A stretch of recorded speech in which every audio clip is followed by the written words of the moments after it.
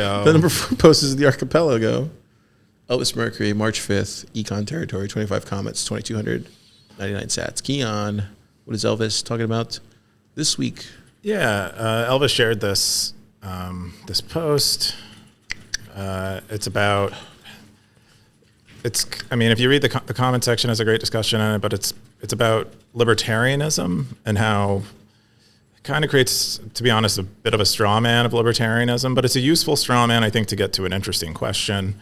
But it follows the genesis of a libertarian and the genesis of libertarian thought all the way to the conclusion of digital gold, Bitcoin basically, and argues that like the foundation that many people believe in Bitcoin based on this libertarian ideology, which is pretty well seeped into all economic thought, and that it's I think he's trying to pull apart that foundation a bit and argue that Bitcoin does not stand on that libertarian foundation. And I think it's probably against Bitcoin more generally. I guess at the beginning of it is the idea that we all think of ourselves as kind of separate entities, and that we're not interdependent. And the metaphor he uses repeatedly is like the idea of like human beings think of themselves they think of themselves as an island when they're more like a cell in the body, and we're all like part of some whole. And he basically argues that thinking of ourselves as islands is wrong and flawed, but if you build up economics on top of that, you come to a conclusion of Bitcoin is a great money. And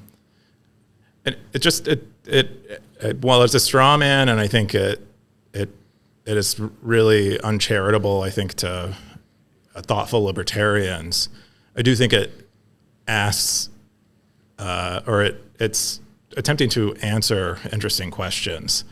And so I would encourage anyone who's reading it not to think so much about the libertarian part, although that's kind of what the whole thing is based on, but more so the question of why we think Bitcoin is good money, and not just fall back on things that he describes as like kind of the libertarian canon, this kind of unit of account, medium of exchange stuff, which while I'm not dismissing those as true, but like, what if you can't take those as being true? What if his characterization of libertarians is correct, and that their whole model of the world is kind of flawed and baked full of bad assumptions? Is Bitcoin still valuable? And I just find that interesting,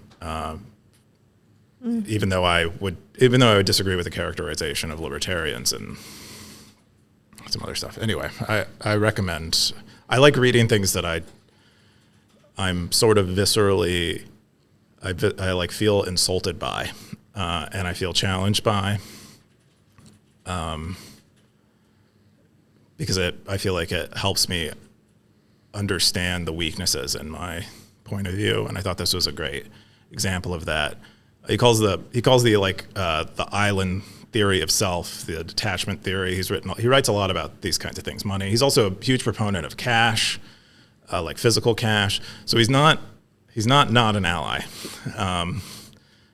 And so, read it with those things in mind, I guess. You got anything on this, Tover?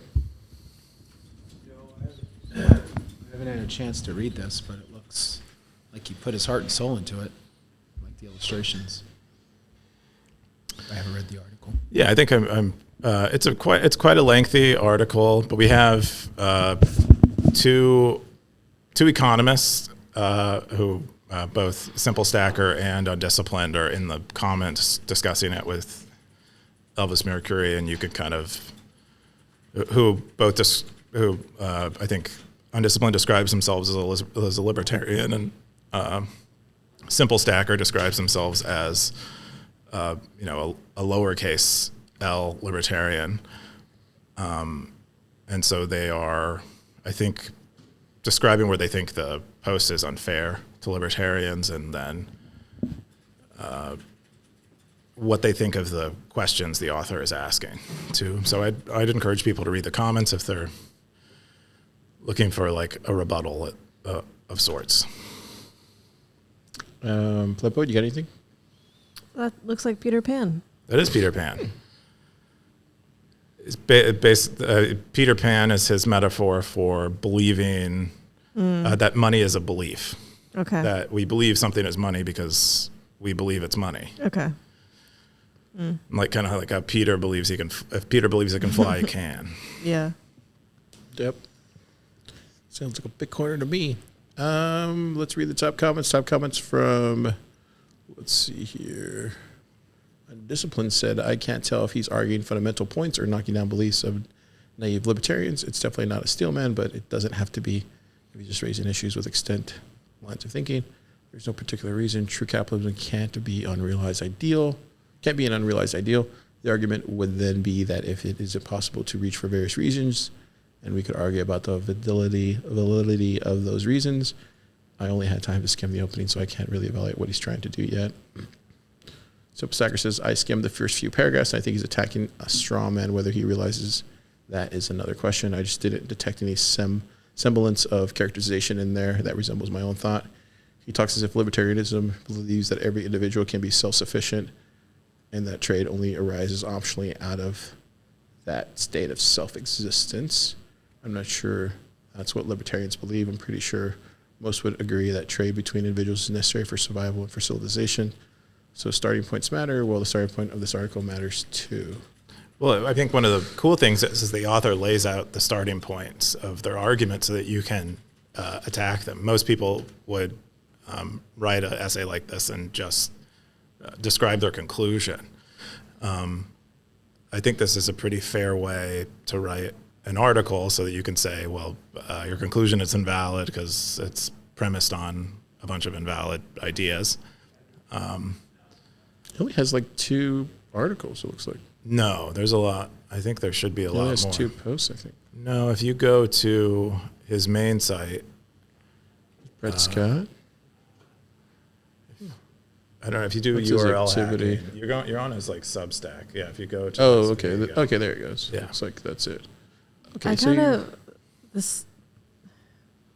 Do you think that it's hard for anyone to pin down exactly what libertarians believe? Because that's kind of like a libertarian ideal is like independence. So like, is there a collective libertarian? Yeah, I would think there are commonalities between most libertarians. I don't know if you could. I don't think you could. Topher looked at me right at the same time. He said libertarian because he knows the same thing I know, or maybe he's laughing at something else, but most libertarians are shit corners. So that's, I mean, I don't mean to piss anybody off, but I'm just. Oh, what would you classify yourself as I don't know. politically? I see. Yeah, I feel that same way though. Like I wouldn't necessarily classify I don't think I would myself as classify libertarian. myself either. I don't think I would know what to classify myself. But I would say that I have some libertarian tendencies. beliefs, I guess. I think You got anything? I feel like the label libertarian is sort of like the label agnostic. Yeah. It's just so broad Yeah. Yeah. that if you try to define it, then you just get kicked out of the libertarian. That's how I feel Group. too. Yeah. Yeah. I think Bitcoin is actually like a great example of libertarianism. Just if by going online and seeing how much we yell and disagree at each other and hate each other. Yeah. Yep. There's Yep. so many different types of Bitcoiners. So I think, Yep. yeah. Yeah. True.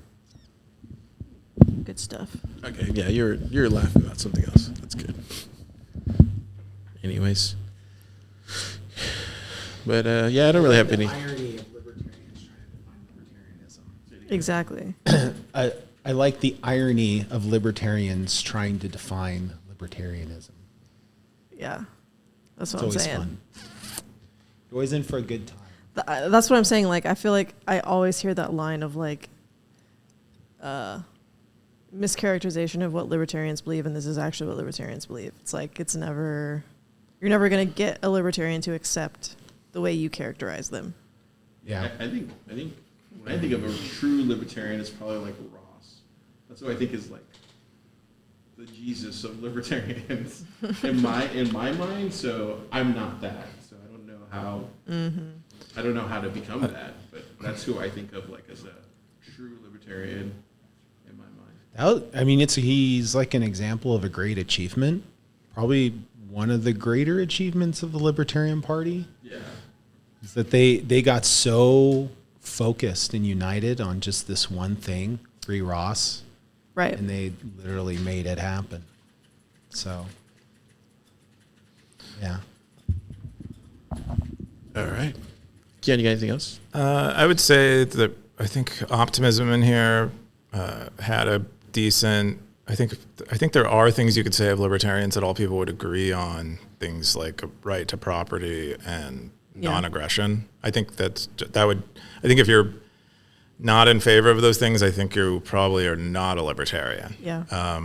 And so I think there are a few of those things that you could pick out. The author tries to describe the foundations of like what leads someone to those beliefs, and I think that's where what you guys are saying are exactly right. Where what leads someone to those conclusions can vary a lot.